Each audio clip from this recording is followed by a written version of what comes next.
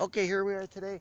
We're out filming Kong, right? And you know what's amazing is we're making this communication system with the kidney bean cans, right? So you can actually communicate to the Yeti monster itself. And what's amazing is we know now that the Yeti is this notion of the Gemini twins right out there who've been helping build, rebuild, right? Restore the home, right? And what's interesting about this home in regards to that notion of the snow nun, the snow eye nun, is that they do have that, you know, whiteness right at the dot, right in that eye, and this house has a face on it, right, and it's like Morse code.